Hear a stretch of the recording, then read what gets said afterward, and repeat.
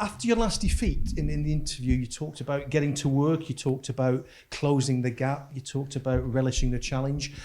How have you gone about that in the international break? I think especially the thing is everything you do short term needs to reflect what the idea that you have also long term. And I said it for us this season. We know that the challenge is a big one to show that we belong in this league. But I think in the end there's a bigger plan in which we think that we can also thrive in the Premier League. And so what I mean by that is everything's going to be about progress for us, making sure we get better and the habits that we need to have every single day to achieve this goal. So that doesn't happen with one result, negative or positive. It happens with everything you do every day, and is to paint that picture again. What's the mindset of the players after 3 home defeats? No, I think they know we faced three good opponents. Let's face it as well. Tottenham, Tottenham City. It never gets easy anyway. Tottenham City, Villa, and I think we always have to also picture how long of a season this is. Doesn't mean that every game is not just as important as a final, but for us, like I say, within the bigger picture, it's about how we get better and how we come to get results, and we think that we're going to get to that place, and it's a matter of time. Would you expect Forest to give you a better indication maybe of how your season's going to go? That's if I felt that we would be at our best level so far. I think our team's going to get only better, but they're the type of games that you want to get results in. There's no doubt about it, and it'll feel the same for them as for us. But to say that, I still think that our team has got so much room for improvement, and therefore I can't say I will draw any conclusions. If we win, then it means that it's a good sign because we're going to get better. And anything else, it's still opportunities for us to get results anyway down the road. You've already won there in the League Cup. Does that make any difference at all? Yeah, it did until they got 7 players in on deadline day. So I don't know. Look, it's they did a few things differently against us in a League Cup, which they've not done too much in the Premier League. So I think this game is done and it's a new game now. And how's your deadline day signing? Your man from Genk, Mike, how's he settling in? Good, yeah. It's a good team to settle in. I think it's easy and straightforward. There's been a few new players, so you won't feel alone in that sense. And yeah, I think he's eager to show his quality to the club and to the fans. Will we see him Monday night? We'll see. I won't give anything away before that game. Thank you very much. Daniel, welcome back to Burnley. Nice to see you. Yes, nice to be back. Hello. It's microphone there. Yeah. Has the job of managing in the Premier League been harder than you imagined, or not a surprise? It's never easy, no matter what. The learning I've had in the last 4 years is it doesn't matter what level you're coaching at, it's never easy. But no, I'm a very, I think, rational person. So we analyze the league, we analyze our squad. I think we set expectations, and our goal is to try and exceed the expectations. But I know that, I know that when you come in from the Championship, it's not just going to be like one happy, easy story of high-fiving each other after every game. It's filled with battles, with the need to be resilient, to be consistent as well. And I feel that this is something in my career that maybe isn't highlighted as much as it could be, in terms of like, this is my environment. This is the things that I live by. I really relish the opportunity to improve with this team, to get them through difficult spells, to see the positives at the end of those spells, and then I know you can cement a lot with that. So when you go through a difficult spell, I'm not saying this is what it's been so far, but it will happen in a Premier League season for Burnley. And when you get through those difficult spells and you can take the learnings out of it, it cements a lot of things. It cements the people that you want to be going to war with. It cements, it gets you to improve, to adapt to the level. And then from there, I think you can then gain consistency as well in performance and results. So it's part of what needs to happen. Forest over the last 2 or 3 windows, I've lost count how many players they've recruited. I think it's over 40. And quickly they've learned to gel together as a team. Yeah. Is there something to learn from that? And how impressed have you been with the way Steve Cooper's done that? Yeah, I mean, my first question to Steve Cooper would have been like, how to manage the dressing room. I think as a coach, that's what we're all concerned with when you make that much change. But I think in the end, the realization that the gap between the Premier League and any other league, but then especially the Championship, is such a big gap to close that, teams are having to make huge financial efforts to remain in that division. It's just it's a high stakes table, but there's no amount of money you can spend to guarantee yourself a seat at that table, and therefore I think there still has to be a plan behind it, or an idea of how you develop your team and squad and how you what you expect from them. But the goal for us is, like I said before, is to not be our goal is to not be always the team that has to struggle in the Premier League. We accept that it's a struggle now, but the goal, the vision for everyone is to try and say build over 2, 3, 4 years time a team that can belong in the Premier League and actually look upwards and push for more. But we're at the very beginning, by the way, so first things first. Is there any And he hasn't escaped to me that to fulfill the plan, we have to stay up. I get that. So don't write a clever quote saying they still have to stay up. We know that. And kind of on that subject, is there any substitute for Premier League experience? You're talking about you're not at the levels you're going to be at further down the line. I don't know. Do you know what? Maybe you can do it. Like, talk me through the squads that went down last year. Leicester City, name me a few players. And you tell me if there was enough Premier League experience in that squad, and experience, yes or no? You'd say so, yes, wouldn't you? Yeah. Iheanacho, Tielemans, Vardy, Fars. There's plenty of players with experience. Fair enough, fair to say, right? And spending, and you go through the Leeds squad, probably the same story. Southampton, different idea behind it, a little bit more of a mix. And I think what I'm trying to say with it, and the teams that survived but struggled, like your Bournemouths and your Evertons and stuff, and Nottingham Forest was one of them.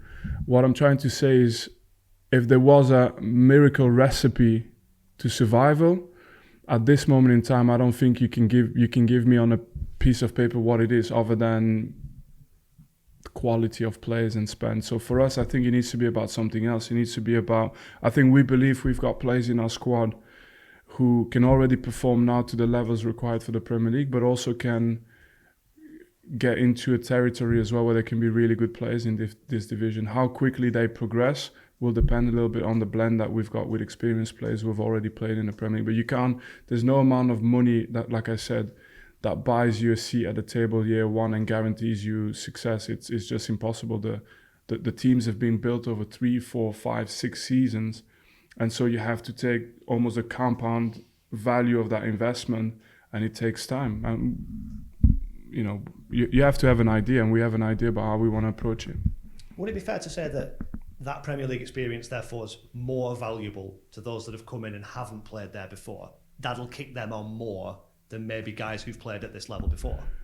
Yeah, I think it's all about having a mix, in my opinion.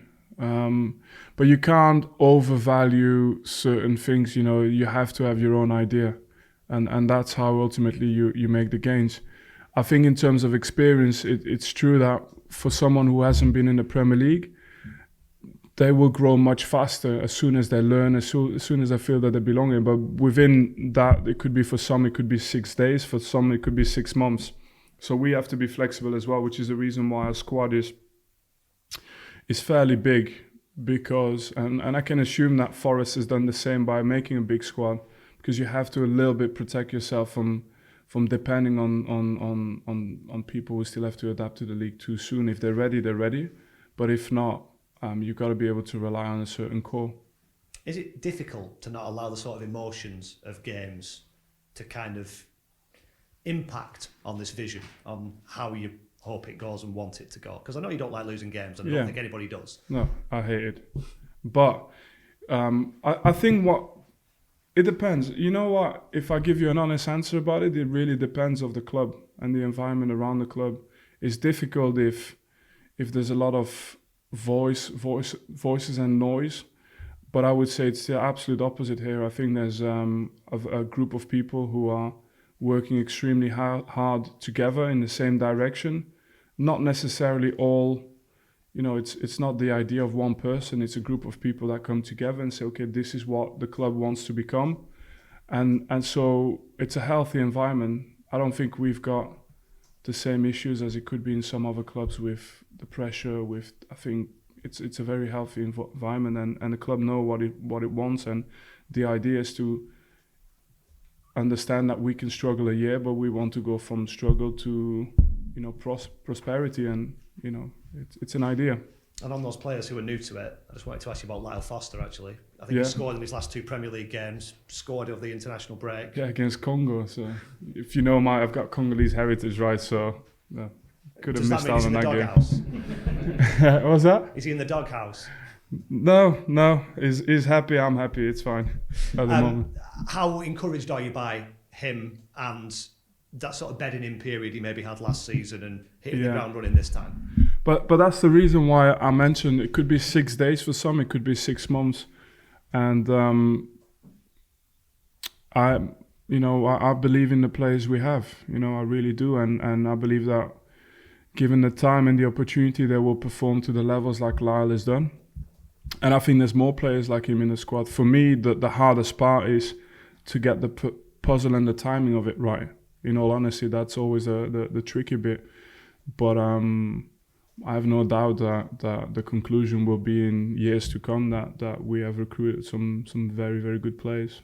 And those that make an impact or have already made an impact, and there's lots of them, do they set an example for the ones that aren't quite there yet? Yeah, it has to be that way. Yeah. But like I said, we're lucky. It's a good group, really good group, and we don't have a lot of outside noise. We have a very loyal fan base, a town that's behind the club and speaks one voice. We've got, I think, people inside the club who are very calm and also hardworking. It's a healthy environment, it's a healthy place, and there's not much room for players to escape either. There's not a lot of influences from agents, or not a lot of influences from the media that comes every single day to Burnley training ground to shoot the players down.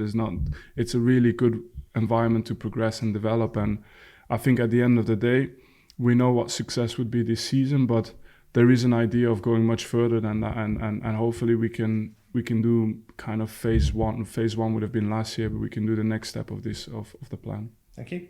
Thank you. Matt?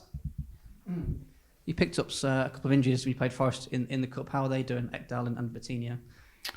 Yeah, like I said, Ekdal, we were really fearing the worst case scenario. So in our case, it's still a positive. He's not going to be fit in the next couple of weeks or something, but it's not what we feared in terms of damage. Who else got injured in that game? There was a few. Aaron Ramsey is back. Vitinho is back. So a lot of options, a lot of choices. In terms of the international break, did everyone come back okay? Yeah, everyone's come back on ready to go. I can ask you about Luka Kolyosha as well. Is it fair to say he's probably exceeded expectations given his young age? Yeah, and we didn't force it. Like there was no reason for us to put him ahead of anybody else other than his performances in training, in games. The exciting thing as well is, of course, I think he just turned 19 now. So today, exactly. All right. As long as I know my kids' birthdays, lads, honestly. So he's part of the players. Look, we're not going to build our season around a 19-year-old player, but if he's performing like he is, we're not going to take him off his momentum as well. Thanks, Matt. Andy? Hi, Vinny. Just in terms of, we talked about the international break and how you might use that in the training time. How difficult is it to find the balance when, sort of, especially defensively, a lot of the players went off to international duty and you didn't necessarily have them here to work on things? Yeah, I think it was still good because whoever's there's a few who didn't go. You get to spend more time with them and work maybe more specifically, more individually. I've always found it, I think we're just borderline where it's still interesting. You get teams where there's like everyone's going and you're left with 3 guys and you're looking at each other, so what do we do now? I don't think that's where we're at. We just had enough players to still make it very, very interesting and good for us to work with players. Just in terms of the left back situation, I don't think it wasn't a secret that you sort of looked at left backs in the market, but also you've used a number of options in the first few games in that position. Just how do you sort of see that position developing for you in terms of the composition there, and are you happy with the options that you've got to use there? Yeah, look, we've got 2 left-footed players in the team. In the back line is Charlie Taylor and Hannes Delcroix. Both can play left back, so they've done it. That's not an issue. On top of that, I think the way we play, if it was fullbacks bombing up and down the flank, it'd be much more important to have but then even then, because you have a lot of wingers who play on opposite sides nowadays. So I'm not 100% stuck on the fact that we have 2 left-footed defenders, they're Charlie Taylor and Hannes Delcroix, and for the rest I think all the other players, like VT played there last season, Connor played there as well before in his career, before even I think in Swansea he did it, so it's not too much of an issue the way we actually start the first phase of possession. Cheers, thank you. Yeah. Thanks, Andy. Right, the next. The last thing on the left back, the key thing for us was to what we didn't want is to recruit the wrong quality or profile. That was for us something we wouldn't compromise on. So okay, we tried, and we'll have another go next time. But otherwise, it gives a chance to those who are there now to prove as well and to play.